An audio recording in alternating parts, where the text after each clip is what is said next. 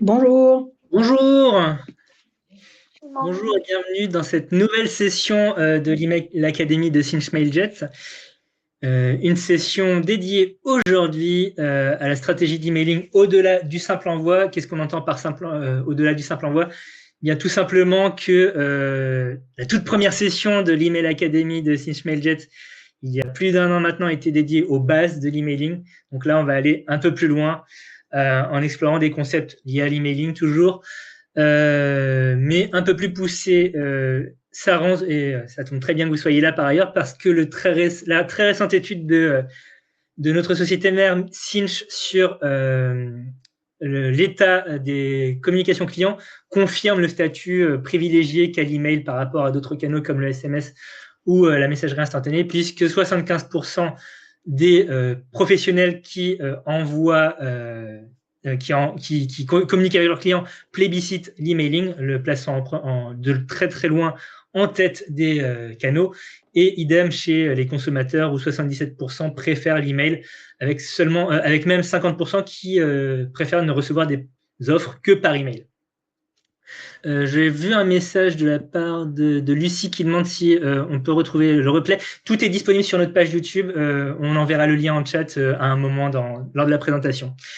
Donc voilà, pour commencer, je vous propose un petit sondage qui est un sondage assez basique auquel vous allez pouvoir répondre dans l'onglet sondage qui vient de s'ouvrir, savoir est-ce que vous utilisez des mailjet pour savoir à qui on s'adresse exactement. Donc n'hésitez pas à voter. J'en profite pour rappeler que la session est enregistrée et que l'enregistrement vous sera donc communiqué une fois la session terminée. En outre, si vous avez des questions, n'hésitez pas à utiliser l'onglet questions prévu à cet effet.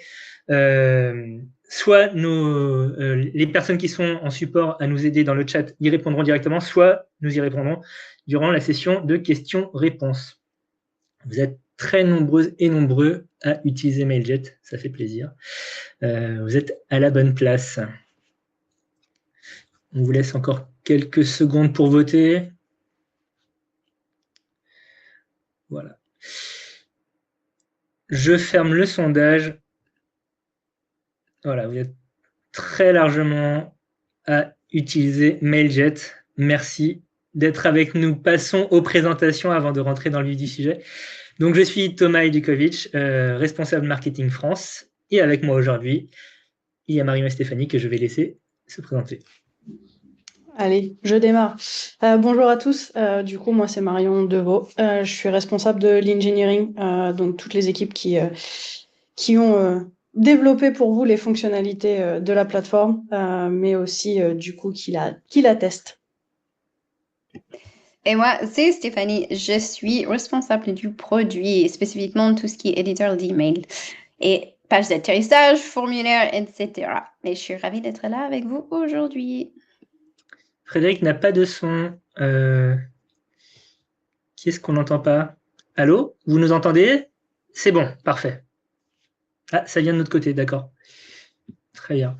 Désolé pour ces petits couacs techniques. Pour nous assister en coulisses, nous pouvons compter sur Daniela au support, donc qui répondra à vos éventuelles questions ou qui les poussera lors de la session questions-réponses. Est-ce que vous pouvez suggérer une fonctionnalité à Marion? Oui. Il me semble qu'on a une page de suggestion de fonctionnalité qu'on va pouvoir partager en chat.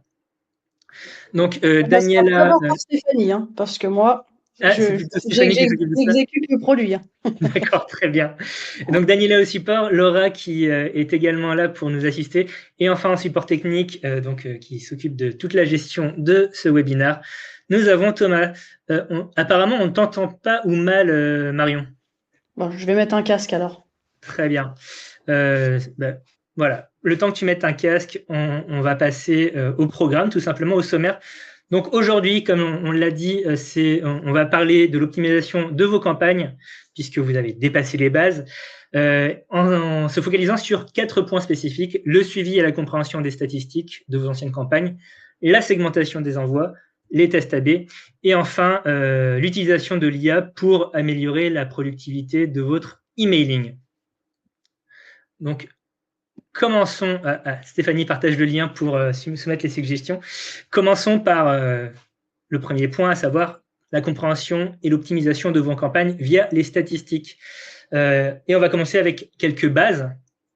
Donc, on a des définitions ici. Si vous êtes très nombreux et nombreux à utiliser Mailjet, donc vous avez déjà vu ces statuts d'email dans votre tableau de bord, mais on va revenir point par point. Donc, les emails envoyés, ce sont les emails qui ont été effectivement poussés par les serveurs de Mailjet. Email livré, ça veut dire que l'email a été accepté par le serveur de réception du destinataire. Attention, ça ne veut pas dire qu'il est forcément en boîte de réception ou dans les onglets promotion autres. Ça veut dire qu'il a été accepté. Ça veut aussi potentiellement dire qu'il peut atterrir directement en spam. Donc, mais il est considéré livré dès lors que le serveur du destinataire, Gmail, Yahoo, que sais-je, accepte l'email. Un email ouvert, c'est un email qui a été effectivement ouvert par le destinataire. Un email cliqué est considéré comme tel lorsque il y a un premier clic sur un des liens de l'email qui a été effectué. Donc, là, le statut cliqué arrive dès lors que au moins un lien a été cliqué. Si ensuite la personne clique dans d'autres liens, ça ne changera pas. La désinscription, c'est sur donc assez clair. Le destinataire a cliqué sur le lien de désabonnement ou sur le petit bouton désabonnement dans Gmail, par exemple, pour se désinscrire de la liste de diffusion. Et les rebonds, ce sont des emails qui n'ont pas pu atteindre la boîte de réception pour différentes raisons.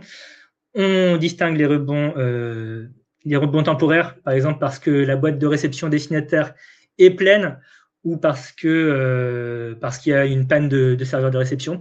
Et les rebonds permanents où donc l'email n'arrivera jamais parce qu'il y a une erreur dans l'adresse, parce que l'adresse n'existe plus, pour ce type de raison. On avait déjà parlé des rebonds, de toute façon, des différents types de rebonds dans une de nos sessions questions-réponses. Donc, je vous invite aussi à la consulter et je partagerai le lien quand je ne serai plus en train de parler dans le chat. On a d'autres statuts qui ne sont pas inscrits ici. On parle aussi de blocage chez Mailjet, notamment. Quand, par exemple, un rebond permanent existe depuis 3 mois, il me semble, Mailjet va préemptivement bloquer cette adresse puisque ça fait 3 mois qu'elle ne mène à rien et donc qu'elle peut faire du mal à votre réputation d'expéditeur. Donc, Mailjet va préemptivement bloquer cette adresse. Idem si Mailjet sait dès le départ que l'adresse en question est mauvaise et nocive, on la bloquera avant envoi. Enfin, dernière stat qui n'est pas présente ici, c'est le spam. C'est-à-dire que le destinataire a cliqué sur le bouton « Mettre en spam ». Évidemment, vous voulez éviter au maximum cette statistique. Et donc, on est toujours sur le champ des définitions, mais là, des choses un peu plus précises, puisque vous allez évaluer vos performances pour ajuster votre stratégie, comme le titre l'indique. Et donc, pour cela, vous allez utiliser différents taux. Le taux de livraison, donc qui est le nombre d'emails effectivement livrés qui sont arrivés, qui ont été acceptés par les serveurs de destination, divisé par le nombre d'emails envoyés. Donc là encore, l'objectif, c'est d'atteindre les 100%, ou en tout cas de s'en approcher le plus. Si vous envoyez 10 000 emails, il y en a 9 000 qui sont effectivement livrés, vous avez un taux de livraison de 90% concrètement, ce qui n'est pas terrible. On vise toujours le maximum, le plus proche des 99-100%. Le taux d'ouverture se calcule en fonction des emails livrés et pas envoyés. Donc, ce sont le nombre d'emails ouverts sur le nombre d'emails livrés. Idem pour le taux de clic de base, nombre d'emails cliqués sur le nombre d'emails livrés. On a le taux de clic par ouverture, où là, le calcul se fait en fonction du nombre d'emails cliqués sur le nombre d'emails ouverts. C'est un peu plus intéressant pour évaluer justement l'engagement des destinataires actifs, ceux qui ont lu votre email. Enfin, le taux de désinscription, c'est le nombre de désabonnements sur le nombre d'emails livrés.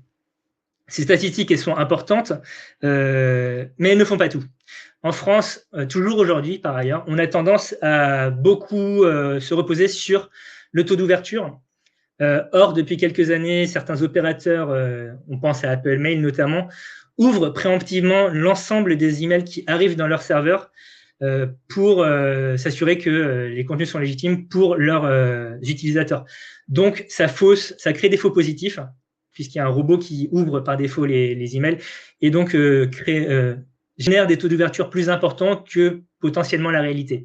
Idem pour les taux de clic ou d'autres acteurs de l'emailing, mais encore une fois, Apple Mail notamment, vont faire appel à des robots de clics. Vous avez peut-être vu aussi passer des outils comme Mail in Black qui utilisent cela. Encore une fois, à des fins de sécurité, ces robots vont cliquer sur l'ensemble des liens, cliquer virtuellement sur l'ensemble des liens pour s'assurer que les contenus sont légitimes et sûrs pour les destinataires, créant encore une fois des faux positifs. Heureusement, Stéphanie va le présenter dans la démo qui suit, il y a des façons de contourner ces robots de clics. Donc voilà, ces statistiques sont importantes, mais elles sont aussi à comparer avec d'autres statistiques que vous allez obtenir du côté de votre CRM, que vous avez connecté à Mailjet, on l'espère, pour mieux mesurer le taux de conversion, c'est-à-dire quel email convertit le plus de prospects en clients, quel email génère le plus de clics vers le magasin et donc quel est le parcours client derrière qui s'ensuit. Voilà. Les statistiques d'emailing sont évidemment importantes pour évaluer la performance de vos campagnes, mais derrière, il y a tout le processus de parcours client qui est essentiel. Je passe aux démos. Juste un rappel, je vois qu'il y a beaucoup de questions qui sont posées directement dans le chat. N'hésitez pas à les poser dans l'onglet questions. Voilà. Et je vois que voilà. Et donc, nous passons à une démonstration de notre tableau de bord statistique avec Stéphanie. Je te laisse la main. Raté, c'est moi. Ah, pardon, Marion. Oh là là. Et on a répété. Oui, on a répété pourtant. Je ne peux pas partager mon écran, je ne sais pas pourquoi. Donc c'est génial aussi. Je vais peut-être... Ah oui, ça y est, je peux.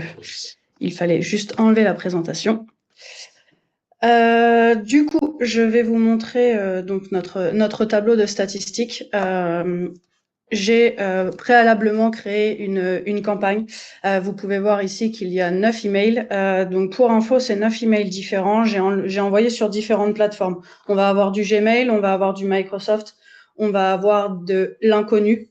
C'est nos sandbox qu'on utilise en interne pour nous envoyer des mails pour faire des tests. Donc voilà, on va avoir différentes statistiques qui vont ressortir grâce à ça. Et j'ai aussi ajouté, pour vous montrer, des emails qui vont tout de suite partir en blocage, en rebond, donc que ce soit du rebond temporaire ou permanent. Donc voilà, on va pouvoir voir tout ça. On commence par du coup la page d'aperçu. On va avoir les informations principales ici. Donc, quand est-ce que la campagne a été envoyée? Donc, vous voyez qu'elle a été envoyée hier. Vous avez l'objet. Ensuite, vous avez la liste des contacts et la personne qui a envoyé l'email. Et ensuite, vous allez avoir toute cette partie qui va être plutôt intéressante pour vous, puisque c'est là où on va avoir les stats en temps réel. Et d'ailleurs, j'espère qu'on m'entend bien. Oui. Super. Donc du coup, sur la première partie ici, on va avoir soit la totalité des emails qui a été envoyé, soit vous allez voir le nombre d'emails qui ont déjà été traités et envoyés ou bloqués. Là, en l'occurrence, moi dans ma boîte, j'en ai un qui est en renvoi. Du coup, on voit bien qu'on a 8 sur 9 qui a été envoyé. Quand vous avez des campagnes énormes avec des millions et des millions d'emails, vous pouvez voir aussi, même si ce n'est pas en temps réel, je précise bien parce que nos stats sont pas en temps réel à la minute, on essaye de faire le plus rapidement possible, mais il faut bien un temps de traitement. Du coup, vous pourriez voir aussi juste avancer vos mails qui sont envoyés au fur et à mesure. Donc, dans cet encart, vous retrouverez vos emails qui ont été délivrés. Donc, Thomas a fait la présentation de ce qu'était un email délivré, donc on n'a pas eu de problème. Tout s'est bien passé. Et ensuite, on va avoir les différentes informations sur les emails qui ont été un peu plus problématiques. Moi, j'en ai un notamment qui est l'email de renvoi. Donc, on m'explique que l'email de renvoi, en fait, on va essayer de le renvoyer plusieurs fois. Ça peut être dû à un problème d'une connexion Internet, d'une boîte qui est pleine, d'une boîte mail qui est pleine. Et on va essayer de le renvoyer pendant 24 heures. Et en fait, cet email-là tombera dans les rebonds temporaires au bout de 24 heures. Donc, moi, théoriquement, vu que j'ai envoyé ma campagne hier à 17h, normalement ce soir à 17h à peu près, il sera considéré comme étant un rebond temporaire. J'ai aussi un email qui est bloqué et un email en rebond permanent. Donc voilà, on m'affiche ces infos-là. Et ensuite, j'ai généré seulement des ouvertures et des clics. Je pense que le désabonnement et le spam, c'est assez évident pour tout le monde, donc j'ai pas voulu m'y attarder. Mais du coup, ce qu'il faut savoir, c'est que dans les ouvertures, donc là, on voit le nombre d'emails qui ont été ouverts. Donc là, on parle de nombre d'emails, d'ouverture unique. Et on a le pourcentage, comme on disait tout à l'heure, sur le nombre d'emails délivrés, pardon. Ensuite, à côté, nous avons le nombre d'emails qui ont été cliqués. Donc là, c'est pareil, on parle d'emails uniques, on ne parle pas d'un nombre de clics total. Et cette info-là va être sur le nombre d'ouvertures. Donc là, on peut voir que du coup, j'ai 50% de mes emails où il y a eu des clics. Donc, c'est des emails ouverts. Je repasse très vite sur le désabonnement. Donc, dans tous les emails marketing, vous avez à un moment donné un lien de désabonnement. Si la personne décide de se désabonner de votre campagne d'email, du coup, vous pourrez voir ici vos informations de désabonnement et vous pourrez également voir dans votre contact list que cette personne-là maintenant est exclue de votre liste. Les spams, c'est la même chose, c'est-à-dire que s'il est marqué comme spam, lors qu'on a la remontée par le mail provider, donc Gmail, Outlook, etc., on aura aussi l'information du spam. Je précise bien qu'il faut qu'on attende la remontée de Gmail, Outlook, etc., puisque on a plusieurs remontées régulièrement qui nous demandent pourquoi ce n'est pas remonté comme spam, et nous ne sommes pas décisionnaires des emails qui sont remontés en tant que spam ou autre. Il nous faut l'aval du coup des mail providers. Ensuite, si on continue sur les stats, vous avez un petit onglet ici qui vous permet d'afficher des stats plus en détail. Donc, je ne vais pas passer sur toutes les lignes. Vous pourrez reposer des questions si vous avez envie à la fin de cette présentation. Mais on va retrouver beaucoup de données identiques, que ce soit pour les ouvertures ou les clics. Donc, on va avoir le nombre total. Donc là, vous voyez que j'ai ouvert en vrai 8 fois les emails. Donc, sur 4 emails, j'ai ouvert 2 fois chaque email. On a aussi toutes les stats sur la vitesse d'ouverture, le délai, les choses comme ça. Et vous avez ici 2 lignes qui correspondent à ce que Thomas vous a un peu expliqué, les bots, du coup, ou les robots, qui vont cliquer sur les emails ou qui vont ouvrir les emails. J'ai eu un cas un peu différent d'habituellement, puisque là, on se rend compte qu'il n'y a pas de bot qui a ouvert, mais il y a eu des clics quand même. Et du coup, je voulais revenir un peu sur cette notion-là, parce que c'est pareil, dans l'industrie de l'emailing, il n'y a pas de corrélation forcément entre ce qui est ouvert et ce qui est cliqué. Je vais essayer de m'expliquer de manière assez simple. Mais en fait, même pour les emails, là, on ne parle pas forcément des robots, le suivi des ouvertures, en fait, il repose sur un pixel de tracking. Donc, à l'intérieur de votre email, vous avez une petite image, en fait, qui se charge lorsque l'email est ouvert. C'est vraiment la norme dans l'industrie pour mesurer les taux d'ouverture. Mais du coup, si quelqu'un clique sans que le pixel de tracking se charge, il y a plusieurs possibilités. Par exemple, si la personne a bloqué le chargement des images, s'il y a des paramètres de confidentialité, le système, en fait, il ne va pas considérer techniquement que l'email a été vu. Donc, du coup, on n'aura pas de remontée. Là, c'est ce qui s'est passé techniquement sur mes bots clics. Ils ont cliqué sur des liens dans mon email, mais par contre, ils ont dû bloquer en fait les images, donc le pixel de tracking, et on n'a pas considéré qu'il y a eu d'ouverture. Pourquoi on fait comme ça? Parce qu'on veut préserver l'intégrité des statistiques. Si un clic impliquait automatiquement une ouverture, en fait, ça gonflerait artificiellement du coup les taux d'ouverture. Surtout dans les cas où les bots cliquent sur les liens, on aurait beaucoup plus d'ouverture qu'on a de clics. Cela impliquerait du coup aussi une analyse des performances qui sera beaucoup plus compliquée. Voilà pour la seconde partie. Et ensuite, dans l'aperçu, on va aller du coup sur des choses qu'on va retrouver dans d'autres onglets. On va retrouver les top liens qui ont été cliqués. Donc là, vous avez les infos des liens principaux avec le nombre total de clics et le nombre de clics uniques. Et on va également retrouver le nombre, les web providers sur lesquels nous avons envoyé des emails. On n'est pas capable de tout catégoriser. Il y en a plein, dont sûrement certains que je ne connais pas. Mais du coup, par exemple, ma sandbox, vous voyez qu'elle est catégorisée comme inconnue. Mais on retrouve bien du Microsoft, on retrouve bien du Gmail. Et vous avez les informations sur ce qui s'est passé par du coup webmail. Donc, par exemple, on peut voir que ici, il y a eu 13% et qu'en fait, le rebond permanent, hop, les 33% ici, c'est sur ce qui est inconnu. Donc voilà, pour la partie overview. Maintenant, on va passer aux détails. Ah, pardon, j'ai reculé la vidéo. Avançons encore un petit peu. Pas trop loin non plus. On a également des boutons en haut de la page qui nous permettent de télécharger le rapport, de revoir l'email si jamais vous voulez pour voir où se trouvaient les liens, par exemple, même si on a un onglet plus détaillé. Et on va aussi pouvoir comparer avec une autre campagne. Comparer avec une autre campagne, c'est une autre section. Ça permet juste de voir les statistiques de 2 campagnes. Ça pourrait être des campagnes d'A/B test, par exemple. Ensuite, on va avoir un onglet sur l'échec d'envoi. Donc là, vous voyez que j'ai eu un échec. On nous donne la raison. Pareil ici pour les rebonds permanents. Et pour le renvoi, on me dit juste que cette adresse mail est en renvoi. On peut avoir une raison ou non en fonction du type de renvoi. Du coup, vous récupérez vos données dans l'onglet échec d'envoi et on a séparé tout ce qui était les échecs avec l'activité réelle des utilisateurs. Donc ici, vous retrouverez l'onglet des emails délivrés et vous voyez aussi les petites puces de couleur qui correspondent en fait, plus le vert est foncé, plus on a été loin dans la chaîne, entre guillemets. C'est-à-dire que délivré, ça va être gris, ouvert, ça va être le vert un petit peu plus clair et le cliqué, ça va être le vert un petit peu plus foncé. Et du coup, on retrouvera exactement les mêmes informations dans les ouverts, mais spécifiquement, et pareil pour les clics. On a aussi une modale qui nous permet de gérer les contacts. Donc, vous pouvez faire plusieurs actions sur vos contacts qui atterrissent dans certains de nos onglets. Ensuite, ici, nous passons du coup, et je vais faire un petit marche arrière, on passe dans l'onglet qui peut être assez intéressant. Enfin, moi, je l'aime beaucoup, cet onglet.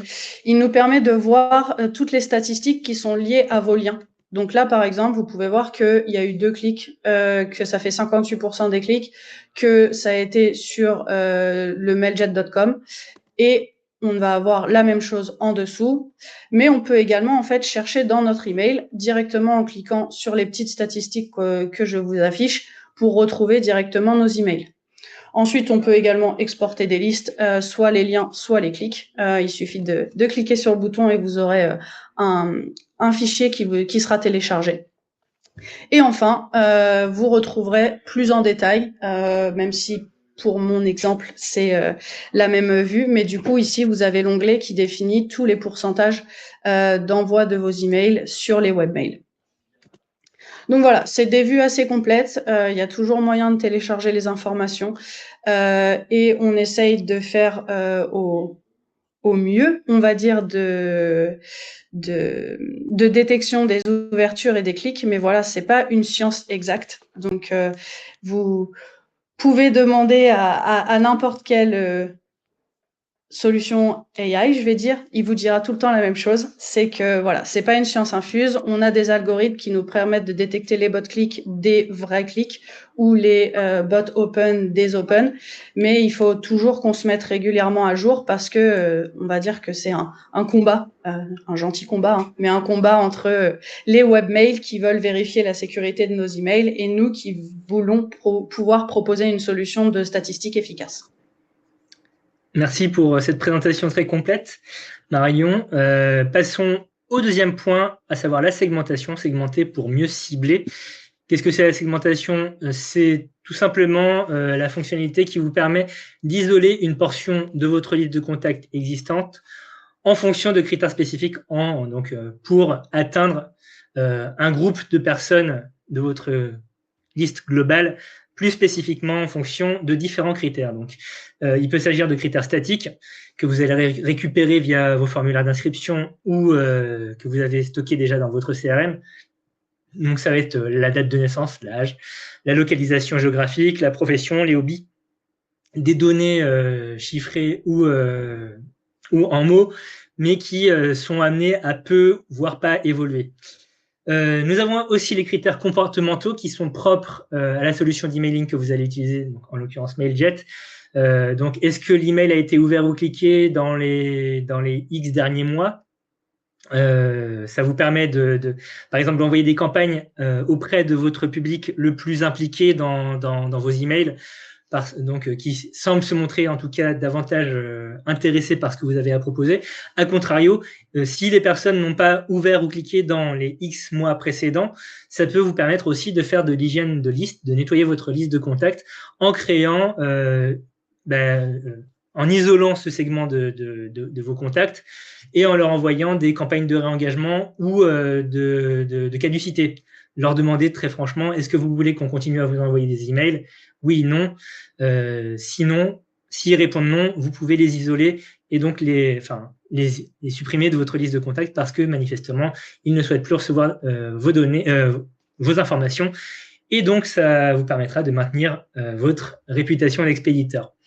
Enfin, il y a les critères dynamiques qui sont davantage propres aux solutions que vous allez connecter à Mailjet, comme votre CRM.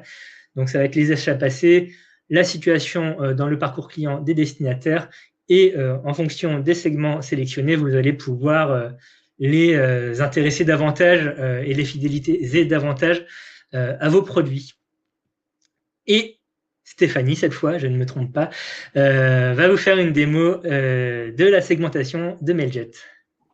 Oui, alors j'arrête le partage et on va partager la petite vidéo. Hop.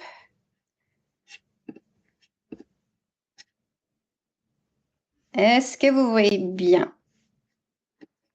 Oui. Yes. OK, parfait. Alors, voilà, on va faire une petite exploration de la segmentation chez Mailjet. Donc, déjà, la segmentation se trouve sous l'onglet Contact dans Segmentation. Et j'avais envie de créer 2 segments avec vous, dont un qui est plus simple à créer et un deuxième qui est un peu plus complet. Donc, d'abord, on va créer un petit filtre, un petit segment qui applique, parce qu'on va envoyer un email à tous nos contacts francophones. Donc, pour ceci, on va venir sélectionner une condition.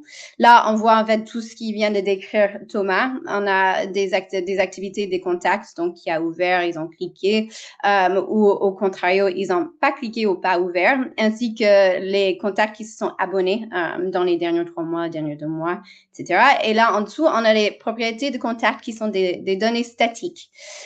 Et là, on sait que dans nos propriétés de contact, excusez-moi, on a le langage. Donc, on va le sélectionner. Ensuite, on va choisir comment on va trier dans cette colonne. Et on a plusieurs options. Je ne vais pas m'attarder sur les définitions. On a une documentation qui est très complète qui peut vous expliquer ce que chacun veut dire. Et on va sélectionner est égal à, parce qu'on sait que tout le monde qui est francophone dans notre base a FR dans cette colonne. Ensuite, on va venir chercher notre liste de contacts dans laquelle on souhaite filtrer. On fait un petit calcul parce que la segmentation, je le dis, c'est dynamique.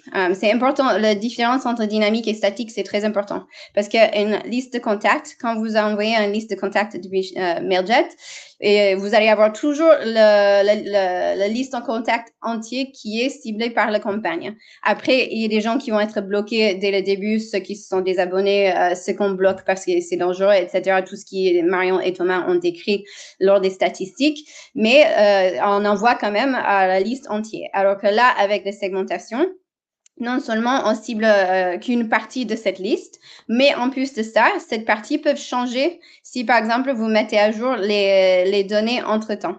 Donc, si un jour quelqu'un vous dit « Non, je préfère avoir les emails en anglais », et vous changez, excusez-moi, et vous changez la colonne en EN à la place de FR, le jour d'envoi de votre campagne, cette personne ne sera pas dans le segment FR. D'accord? Donc, c'est un point qui est assez important avec la segmentation et important à comprendre parce que c'est mis à jour vraiment au moment de l'envoi. Alors là, on a fait les calculs. On voit qu'on a un échantillon de 10 contacts. On voit bien que la langue est FR. On voit qu'on a 19 contacts au total qui sont francophones dans notre base. Et on a sur notre liste qui contient en fait 78 contacts au total. Et après, si on est content, on peut aller créer notre segment et le retrouver sur notre liste de segments au début. Donc ça, c'est un segment très simple à créer. Là, on va faire un exemple qui est un peu plus poussé, juste pour montrer un peu les possibilités de la segmentation. Là, on va trier sur l'engagement ainsi qu'une donnée statique, dans ces cas, la couleur préférée de nos clients. Donc, on va refaire le choix de notre condition. Là, on va choisir ouvert un email dans moi je vais mettre les 3 derniers mois pour cet exemple. Et ensuite, on va venir choisir entre une condition ou une condition et.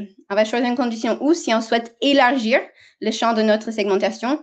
Et si on souhaite le réduire, on va choisir une condition et. Donc, ou en fait, ça va venir dire, je veux quelqu'un qui a, par exemple, ouvert un email dans les 3 derniers mois ou a cliqué dans un email dans les 3 derniers mois. Et nous, on va faire une condition et parce qu'on souhaite le restreindre un peu plus. Donc, on va ajouter une condition statique, excusez-moi, avec la couleur préférée de notre segment. On sélectionne du coup la liste et on voit que notre calcul, on n'a que 4 contacts. Donc, ça ne fait pas beaucoup pour une campagne. Du coup, je vais venir élargir un peu mon segment en ajoutant une condition ou. Pareil sur la même propriété de contact, mais on va ajouter un peu plus de largeur à ce segment. Hop, là, je vois que je me retrouve avec 15 contacts au lieu de 4 et je peux envoyer ma campagne à ces gens-là. Une fois qu'on a créé notre segment, on peut venir aussi l'ajouter dans notre campagne. Donc là, j'ai créé une démo. Je vais dans éditer les listes de contacts, envoyer un segment uniquement. Je viens chercher mon segment dans la liste. Et ensuite, hop, on va sauvegarder. On va voir qu'il va refaire les calculs qu'on a vus tout à l'heure. Là, j'ai choisi FR. Et donc, on retrouve les 19 contacts qu'on avait trouvés dans le premier segment. Voilà, voilà. Hop. Et ça, c'est la segmentation chez Mailjet. Je vois qu'Elisabeth, elle demande pourquoi elle n'a pas la segmentation dans Contact. C'est une fonctionnalité qui est payante. Donc, si vous avez un compte gratuit, ce ne sera pas à disposition. Ou si ça dépend si vous êtes en accès à un compte partage, si vous avez un partage de compte, il se peut que vous n'avez pas accès à une permission qui vous donne accès à la segmentation. Il se peut que vous avez une permission qui vous bloque de le voir. Donc, il faudrait voir avec la personne à qui le compte appartient pour vous ajouter cette permission. Voilà. Passons à la suite et il me semble que c'est toujours toi qui as la parole, Stéphanie. J'avais parlé pendant longtemps. Alors oui, on va parler du coup maintenant de l'A/B testing. Donc, qu'est-ce que c'est l'A/B testing? En fait, c'est une méthode qui est très utile pour optimiser vos campagnes d'email. C'est assez simple comme principe. Vous allez créer différentes versions de la campagne et vous allez les envoyer. En fait, vous allez modifier les éléments précis dans chaque version et l'envoyer à une portion de votre liste. On conseille généralement entre 10% et 20% de votre liste. Et ensuite, la version la plus performante va être envoyée à le reste de vos contacts. Soit automatiquement, les gagnants seront envoyés, soit vous pouvez choisir de déterminer la version qui est envoyée à vos contacts. Des choses à garder en tête quand vous allez faire une A/B test, c'est qu'il faut bien partir avec un objectif précis. Parce que cet objectif, ça va vous aider à choisir l'élément idéalement à tester dans votre campagne. Alors, ça veut dire que, par exemple, si on veut augmenter le taux d'ouverture, on va jouer, par exemple, avec l'objet d'email en priorité. En revanche, si on souhaite augmenter le taux de clic, peut-être qu'on va retravailler le texte du bouton qui appelle à l'action ou même peut-être changer la couleur du bouton qui appelle à l'action. On peut également faire d'autres tests avec, par exemple, le jour de la semaine ou l'heure d'envoi. Donc, par exemple, envoyer un jeudi sur une portion et une mardi pour l'autre portion de l'audience. On peut également tester avec des images différentes. Voilà, il y a plein de choix. Mais la chose la plus importante, c'est vraiment de ne pas tester plusieurs éléments à la fois. Parce que si vous testez trop d'éléments, vous n'allez pas pouvoir isoler l'élément qui a fait basculer votre campagne, enfin, qui a fait le succès de votre campagne gagnante. Donc, c'est vraiment très important de cibler votre objectif dès le départ. Voilà. Et en termes d'autres petits conseils, on dit qu'une A/B test, c'est souvent le plus utile quand il y a au moins 1000 contacts dans votre liste. en dessous, il se peut que vous n'avez pas assez de contacts pour pouvoir avoir des données fiables. Donc, ça, c'est quelque chose à garder en tête. C'est plutôt pour les grosses compagnies qu'on fera un A/B test. Et ensuite, chez MailJet, vous pouvez tester jusqu'à 10 éléments, quand même 10 versions.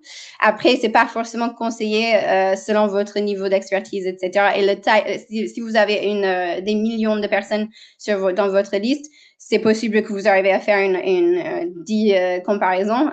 Mais en général, si vous avez une liste qui est assez petite, on conseille de rester sur 2 versions au début, surtout. Alors, on va faire, ça va toujours être moi qui va parler, et on va faire une petite démo du A/B testing chez MailJet. Hop. Une seconde. Hop là. Alright. Je vais partager la vidéo. Hop.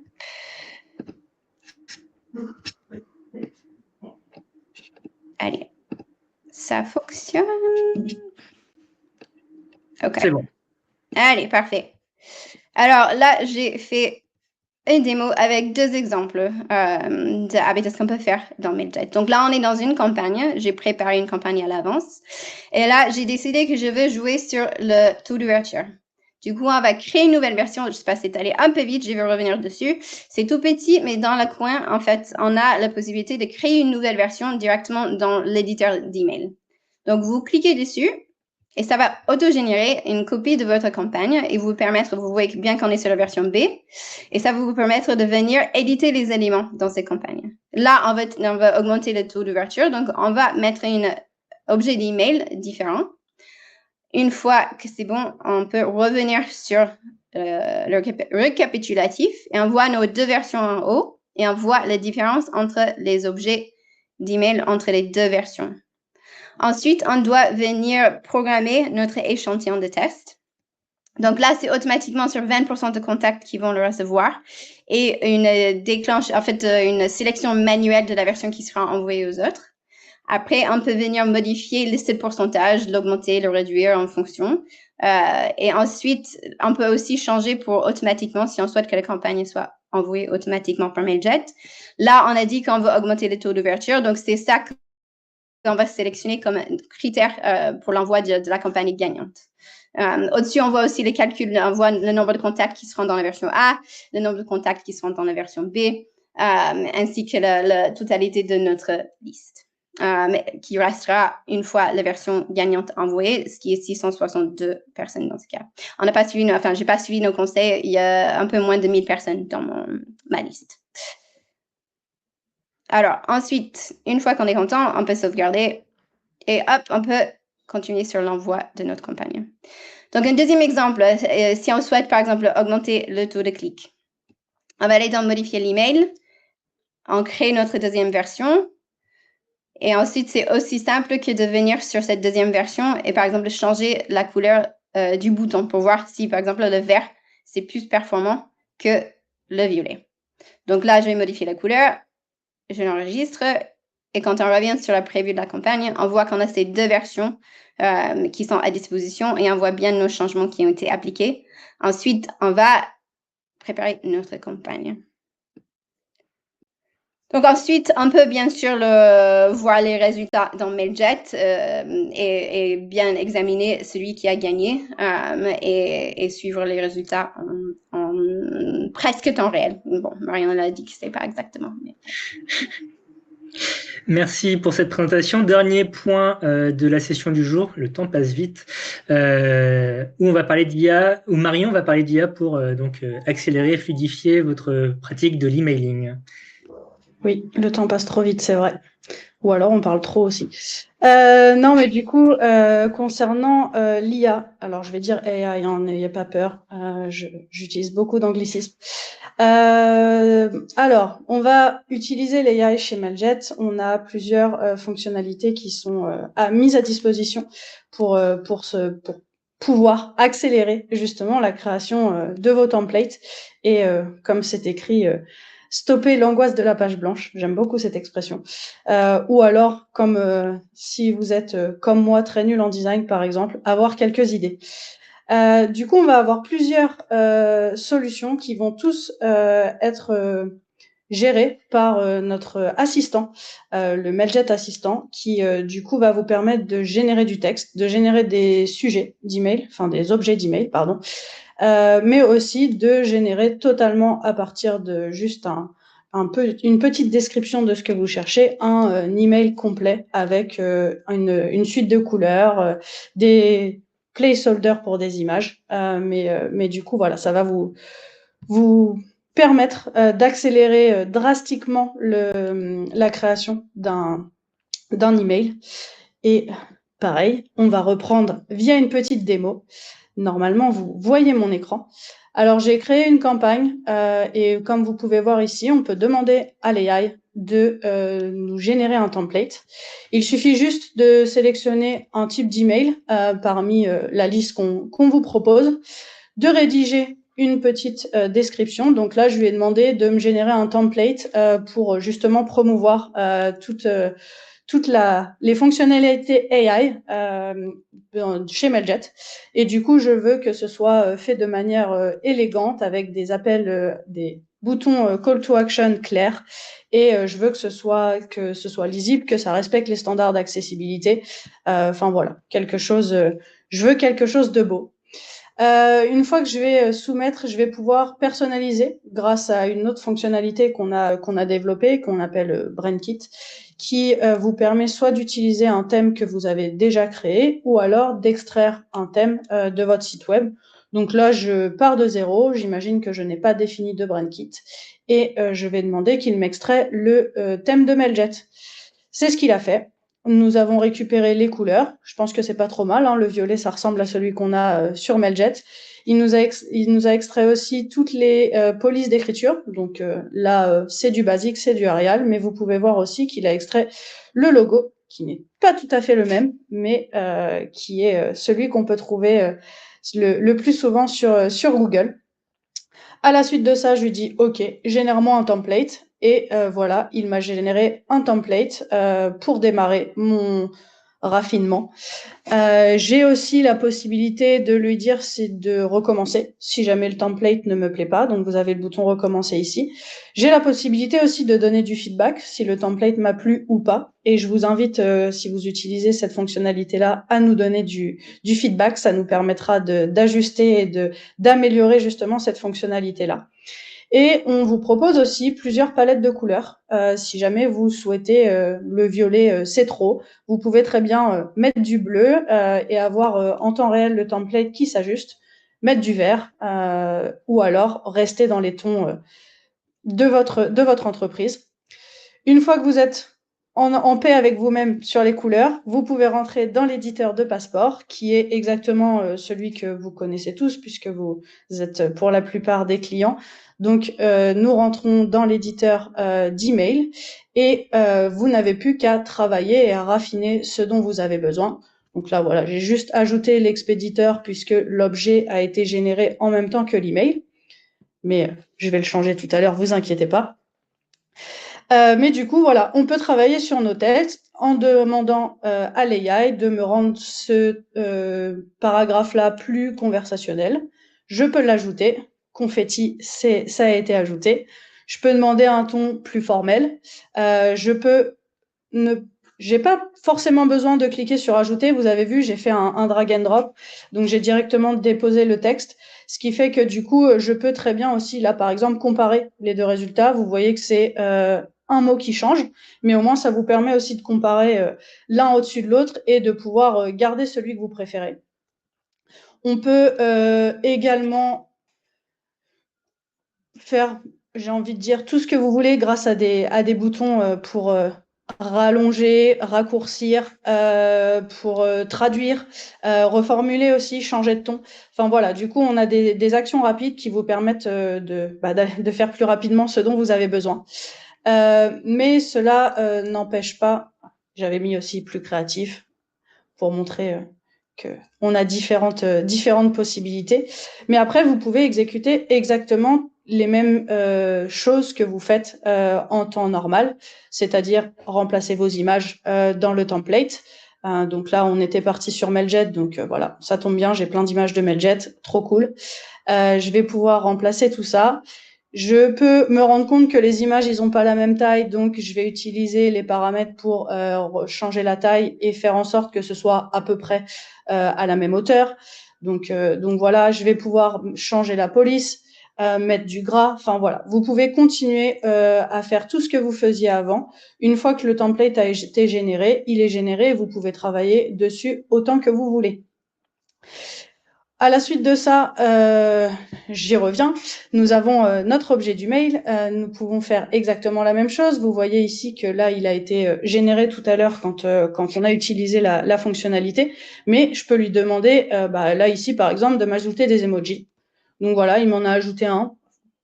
Je l'ai ajouté, mais je le trouvais un peu moche. Du coup, je lui ai dit non, vas-y, donne-moi un avion. Donc voilà, il m'a mis un avion. Super, on a notre objet.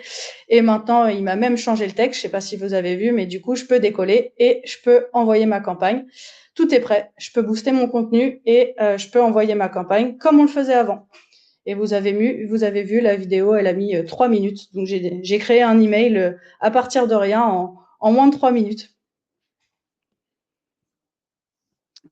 Merci pour cette présentation. Tu peux arrêter de partager ton écran, je pense, Marion. Tout de suite. Ce webinaire touche à sa fin. C'est le moment de prendre vos questions. Il y a Sandra qui nous demande des conseils pour le dark mode. Est-ce que l'éditeur de Mailjet permet de faire du dark mode ou du mode sombre? Alors, oui et non. Il y a un petit paramètre dans les paramètres de template de l'éditeur qui est en glissé déposé que vous pouvez activer qui va ajouter des sortes de tags sur le HTML que vous voyez pas, qui peut aider à améliorer le rendu du dark mode dans certaines boîtes mail. Mais le dark mode, c'est un peu compliqué parce que chaque boîte mail le gère à sa façon. Donc, la meilleure chose à faire, c'est d'utiliser notre fonctionnalité de email previews, de prévisualisation des emails qui est natif dans Mailjet pour regarder le rendu de votre email avant de l'envoyer. Là, vous allez le voir en dark mode et en light mode dans plusieurs boîtes mail et pouvoir identifier des soucis avant de l'envoyer. Après, il y a des conseils sûrement plus globales à appliquer dans tous les templates, mais ça, c'est le meilleur moyen de vérifier que votre template se rend bien en dark mode, je dirais. Très bien. Merci pour cette réponse, Stéphanie. Jessica demande si le générateur est limité à un certain nombre de générations et lorsque le plafond est atteint, est-ce qu'on doit le recharger? Comment le recharger? Donc, pour l'instant, oui, c'est limité. Ça dépend du plan que vous avez, de souscription, que vous avez chez Mailjet. Et donc, pour l'instant, il n'y a pas moyen de recharger. On travaille sur une solution voilà, justement pour permettre de le faire. Mais oui, pour l'instant, c'est un blocage. Désolée. Et il se recharge tous les mois, on peut préciser, il se recharge tous les mois. Ça revient tous les mois. Donc, pas d'inquiétude. Ouais. Peut-on importer notre propre police demande Lisa? Oui, on peut. En fait, vous avez la possibilité d'importer votre propre police depuis l'éditeur. Quand vous allez ajouter, en fait, quand vous êtes, je sais pas si on fait une démo, mais vous avez la possibilité de l'ajouter quand vous sélectionnez la police. Il y a ajouter les polices web et là-dedans, il y a une option d'ajouter le vôtre. Ok. Je peux partager mon écran s'il faut. Hein. Oui. Faisons oui, effectivement, c'est plus pratique. Question de Jessica à propos des tests. Comment est-ce que le test détermine celui avec le taux d'ouverture le plus probable? En fait, c'est pas une question de probabilité, c'est comme l'a expliqué Stéphanie, le test est envoyé à une petite portion de votre liste de contacts. Et donc, par exemple, sur 1000 contacts, le test va être envoyé à 50, la variante A va être envoyée à 50 personnes, la variante B à 50 autres personnes. Et en fonction des résultats de ces 100 personnes test, la version finale, les 900 autres contacts recevront la version qui a le mieux performé, donc qui a reçu le meilleur taux d'ouverture, par exemple. Voilà. Question de Léna. Peut-on savoir si un email a été ouvert depuis un ordinateur ou une tablette, téléphone, s'il vous plaît? Merci. Est-ce qu'on peut faire le distinguo en fonction des appareils? Donc, aujourd'hui, dans Mailjet, on ne l'affiche pas. C'est quelque chose qui est souvent demandé et on est en train de considérer l'ajout de cette information dans les statistiques. Aujourd'hui, on ne l'affiche pas. On l'affiche en revanche pour nos pages d'atterrissage. Donc, si vous utilisez nos pages d'atterrissage, dans les statistiques, vous saurez si c'était les visiteurs ou les clics viennent d'un ordinateur, tablette ou un téléphone. Ça n'est pas dans l'onglet question, mais je peux la partager ici. Isabelle demande, pour les statistiques, est-il possible d'avoir les adresses des mails ouverts et cliqués dans l'ordre chronologique, c'est-à-dire dans l'ordre où les personnes vont effectivement ouvrir la première personne qui aura ouvert l'email sera en premier dans la liste, etc. Est-ce que c'est un classement qui est possible? Il me semble que oui, puisqu'il y a des timecodes qui sont associés, mais est-ce que vous pouvez confirmer? Alors, on ne peut pas l'ordonner, mais il est dans l'ordre, normalement, il est dans l'ordre chronologique. Mais il n'y a pas moyen de faire en ordre décroissant ou en ordre croissant à l'heure actuelle. Très bien, merci. Après, Alexandre, je reprécise que si vous avez des choses qui vous semblent indispensables, n'hésitez pas à nous les soumettre sur les forums qu'on vous a donné tout à l'heure, parce qu'on les consulte régulièrement et c'est là où on vient décider ce qui va être amélioré ou ajouté dans Mailjet, en fait. Après, n'hésite pas à repartager le lien vers le formulaire par ailleurs, Stéphanie. Excusez-moi, Marion. Oui. Ouais, non, pardon. Je reviens aussi sur cette histoire d'ordre chronologique. Quand on envoie des millions de mails, c'est aussi difficile d'afficher le million dans une page. Donc, je conseille vraiment d'exporter la liste. Et vu que vous l'aurez en CSV ou dans un format qui est plus facile de mettre sur un Excel, par exemple, ce sera aussi plus facile de pouvoir trier dans l'ordre dont on a besoin. Question d'Alexandre à propos de ces fameux rebonds temporaires. Il voit que parfois des contacts qui sont en rebond reçoivent bien la news. Est-ce normal? Oui, c'est normal, dans la mesure où un rebond temporaire est temporaire. Et donc, Mailjet va effectuer pendant 72 heures, si je ne me trompe pas, régulièrement de renvoyer l'email vers ces adresses qui ont renvoyé ce rebond temporaire. Et si le problème qui faisait que l'email rebondissait est résolu côté serveur destinataire, eh bien, vous allez pouvoir, l'email sera effectivement livré à la fin. Jean-Claude demande s'il y aura un replay. Oui, à la fin de la session, l'enregistrement vous sera communiqué par email et ensuite la vidéo sera disponible pour toujours sur YouTube. Question, excusez-moi, question de Pascal qui demande, quand on insère une liste d'emails, son nombre peut être différent du nombre de mails envoyés. Est-il possible d'avoir une liste de mails qui ne partiront pas et la raison? Ah, d'accord. Est-ce que c'est normal que certains emails ne partent pas alors que on a une liste conséquente? Ça peut venir du blocage préemptif qui est fait du côté de Mailjet, c'est-à-dire que dans la liste, il y a peut-être des adresses qui sont de mauvaise qualité et que Mailjet et d'autres acteurs de l'emailing connaissent et ont identifié comme étant mauvaises. Donc, plutôt que de nuire à votre réputation d'expéditeur, au préalable, on va les bloquer et donc ça ne partira pas, quoi qu'il arrive. Et la raison, c'est généralement exprimé par les statuts. Donc, ça a ses limites, évidemment. Un rebond permanent, il ne va pas vous dire qu'il est permanent parce que l'adresse n'existe plus ou parce qu'il y a une faute de frappe. Vous saurez juste que telle adresse a envoyé un rebond permanent. Donc, déjà, dans les statuts d'email, vous allez pouvoir savoir les raisons pour lesquelles ça a été livré ou non, mais ça a ses limites, encore une fois. Et c'est pour ça qu'on vous recommande de faire un nettoyage régulier de vos listes de contacts. Et je ne sais pas si là on parle d'une insertion via un fichier CSV aussi. Si jamais il y a des dupliqués dans votre fichier CSV et que je ne sais pas, vous avez compté le nombre de lignes, etc., on ne duplique pas l'envoi d'email. Donc du coup, on enverra une seule adresse sur les deux si jamais il y a des dupliqués. Question pratique d'Alexandre sur l'utilisation des emojis, puisque Marion a utilisé un emoji dans son objet généré par IA. Est-ce que ça a un impact sur le taux d'ouverture ou est-ce que c'est déconseillé pour éviter de passer en spam? Différentes études les différentes études qui ont été faites sur le sujet sont révélées assez peu concluantes. C'est-à-dire, il y en a qui disent que oui, ça a un impact et il y a plus de risque de passer en spam, d'autres qui disent que non.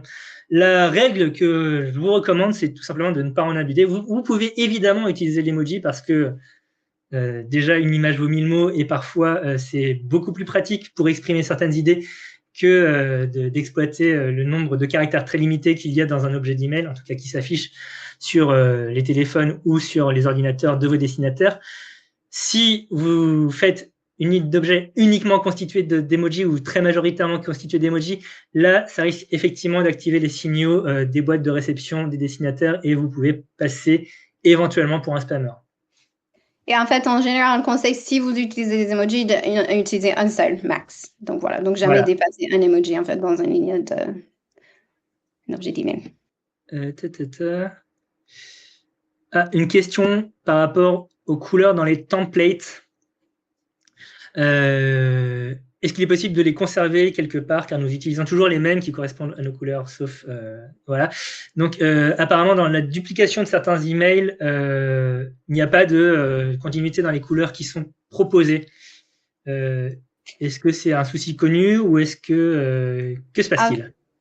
Alors, en fait, on a, donc aujourd'hui, on a une fonctionnalité qui vous permet de faire ça. Ça s'appelle le Brand Kit.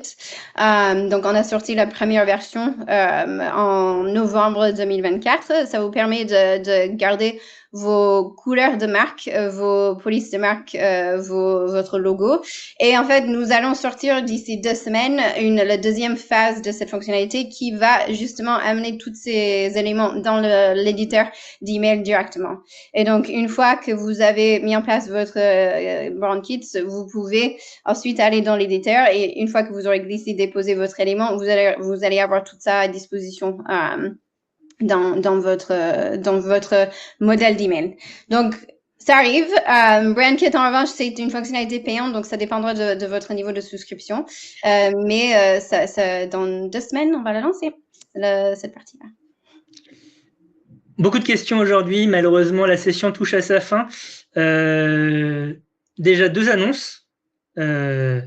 Mailjet sera présent à l'IM Day, donc l'Email Marketing Day, les 2 et 3 octobre à venir à Biarritz. Donc, si vous êtes dans la région, n'hésitez pas à venir et à échanger avec nous, puisque Marion, Stéphanie, moi et bien d'autres personnes de Sinch Mailjet seront présents.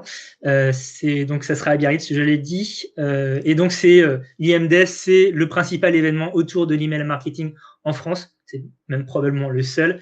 Donc, si vous voulez échanger avec des experts sur la question, c'est l'occasion ou jamais. Deuxième point, le prochain webinaire aura lieu après les vacances, puisque ça n'aura échappé à personne, l'été est là. Donc, ça sera le 16 septembre, focalisé sur le Black Friday. Donc, préparez vos embois pour le Black Friday et le Cyber Monday.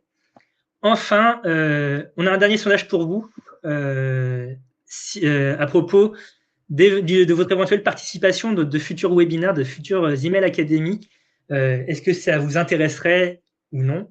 Donc, n'hésitez pas à voter, à nous faire part de vos ressentis, si vous êtes prêts à passer devant la caméra et partager votre étude de cas, votre expérience de notre plateforme.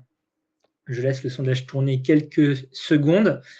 Ça nous permet de vous dire merci, encore une fois, d'avoir participé et assisté à ce webinaire, d'avoir été aussi très, très actif dans le chat. C'est toujours plaisant de voir que vous avez des questions sur notre outil.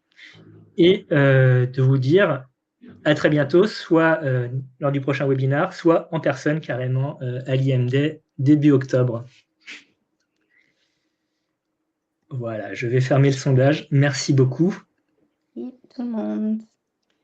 Merci beaucoup. Au revoir. Merci. Bonne journée à vous et profitez bien des vacances. Voilà, bonnes vacances. Au revoir. Au revoir.